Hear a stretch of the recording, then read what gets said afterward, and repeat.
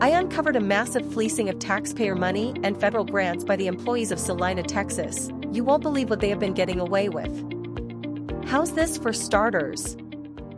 $364,995.64. This is how much Jason Laumer earned in 2023, and there were still 2 pay periods left in the year.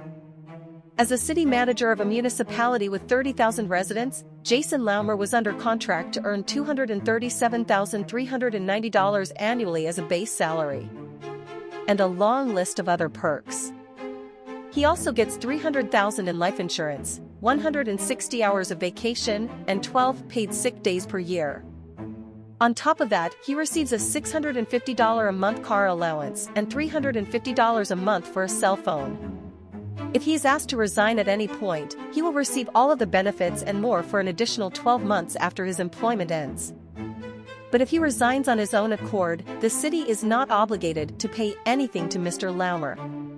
On May 26 of 2023, Jason Laumer resigned without being asked to do so.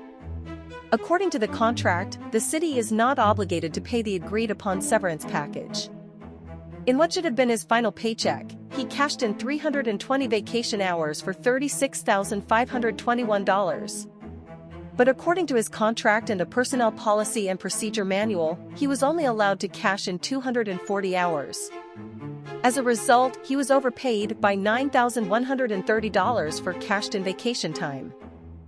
He also cashed in 240 hours of sick pay for $27,000, but according to the contract and the personnel manual, he should only have been compensated at a rate of 50% of the total based on his 5 years of service.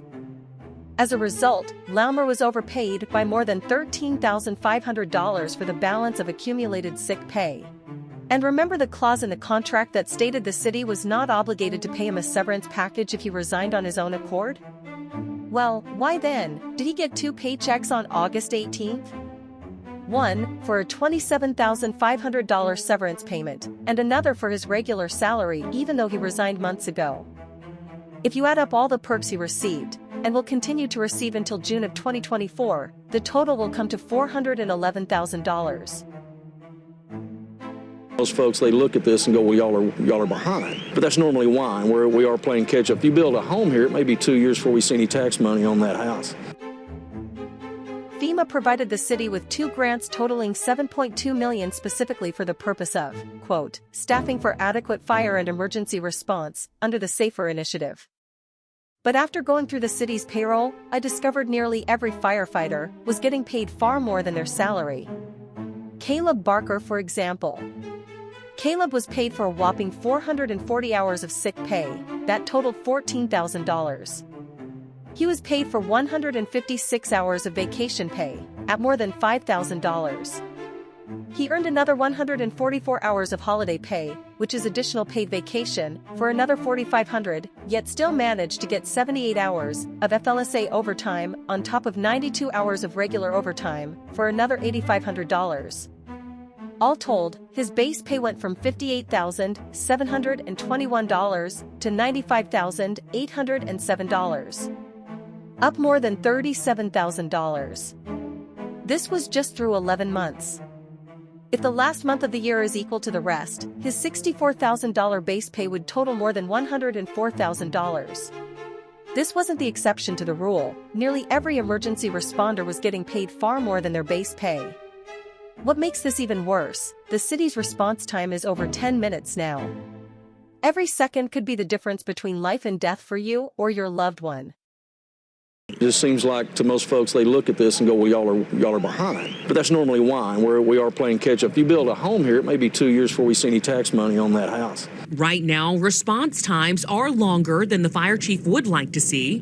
He's shooting for 6 to 7 minutes max, but with only 2 fire stations for the 9 by 9 mile square mile city to get to the west side of Celina. It's taking us probably over 10 minutes to get out there. He says that'll improve when Station 3 is complete, and they plan to have at least 15 fire stations in the coming years. The chief wants you to believe the lack of service is due to the delay in tax payments. I have another theory, Chief.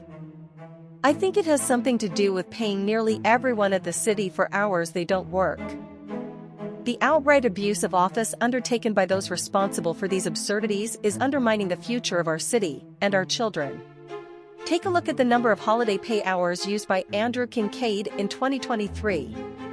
Despite the manual clearly providing for only 96 hours per year, and the fact unused hours don't carry over, Andrew claimed 143.25 hours. You will find flat-out fraud everywhere in the payroll. As a result of this blatant abuse of taxpayer funds, Andrew took home nearly $2,000 the city just took from the taxpayers.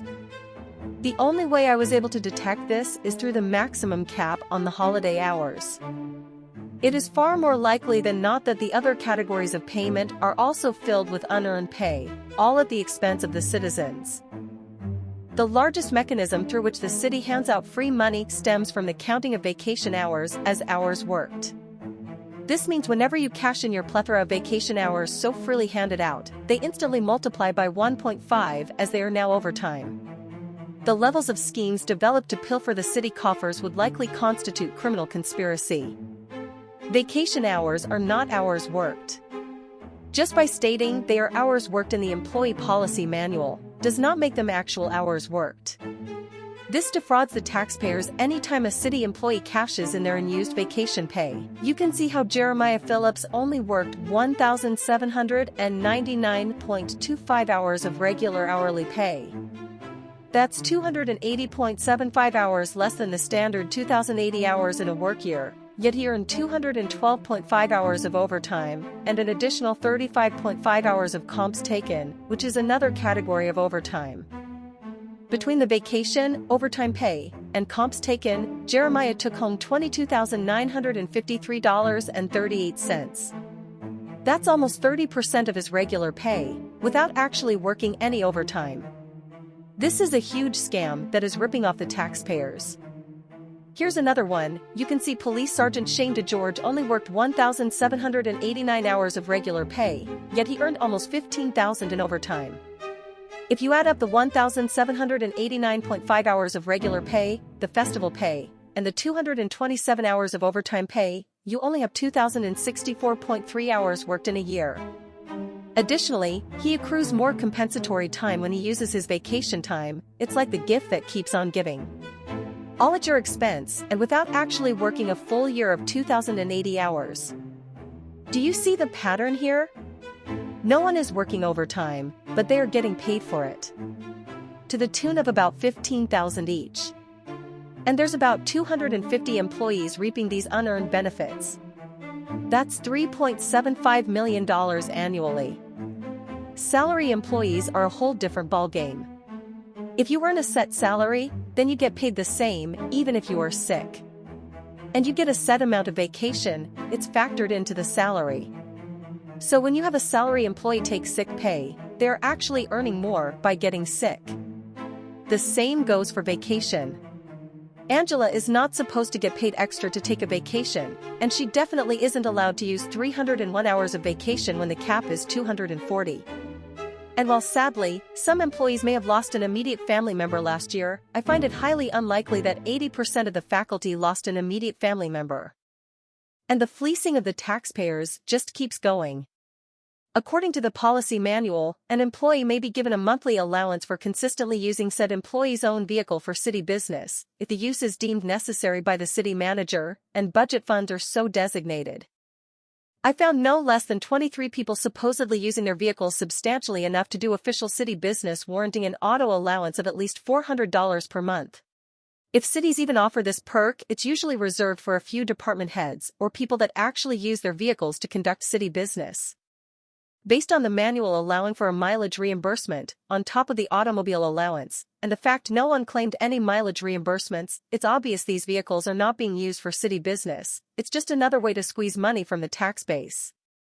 I counted 54 people working for the city who earned at least $100,000 annually, with the average of those around $116,000. That's $6.2 million annually for just those 54 employees.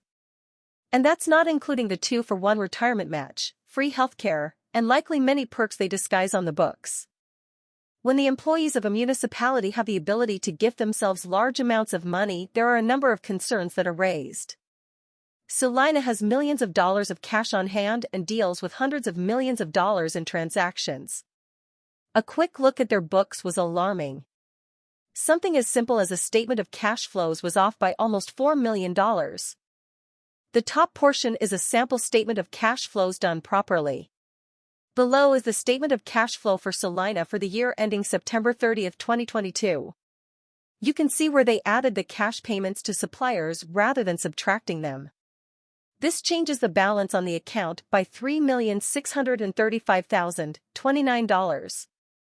That's a substantial swing and not an error you would expect from a certified accountant. On the very same statement, under cash flow from related financing activities, the math was off by $215,778.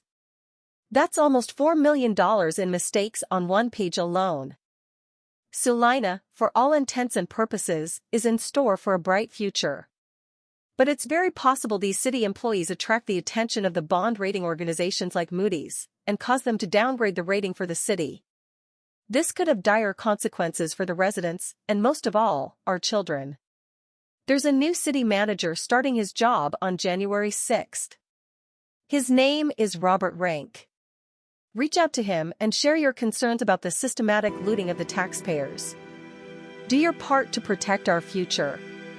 Thanks for watching, and please get the word out.